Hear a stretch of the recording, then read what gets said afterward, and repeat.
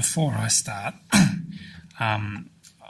as all good lawyers do, I need to make a disclaimer, which is while I'm an external lawyer, I'm presenting today in my capacity as a member of the Takata task force. So nothing I say should be construed as independent legal advice. If you have concerns about the legal application of this recall notice, then you should consider seeking your own legal advice. So I have said that, and with that said, let's launch into the recall notice.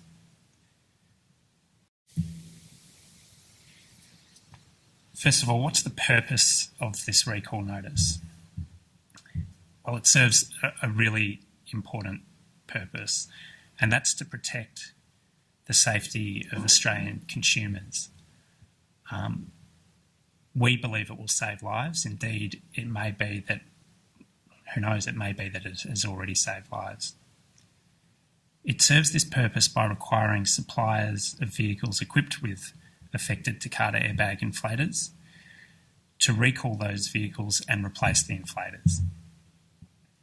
Under the notice, suppliers will be required to account for 100% of all affected Takata inflators that they have supplied in Australia. That includes those that are now in salvage yards. That includes vehicles that are now, those in vehicles that are now written off. So it's a fairly ambitious goal that we're setting. The recall notice will ensure that there is a greater level of consistency across the manufacturer's recall activity. As Glenn touched on, the reason that this compulsory recall notice has been issued is because there was a mixed response to the problem by the manufacturers. Some manufacturers had conducted a voluntary recall. Some had done that better than others, and there was some mixed messaging in what was being sent out to consumers.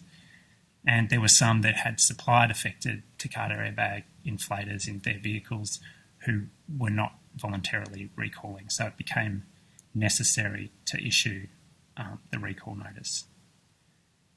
Of course, the most obvious example of the fact that there will be a greater level of consistency under the recall notice is that some suppliers who did not voluntarily recall have been forced to do this under the recall notice.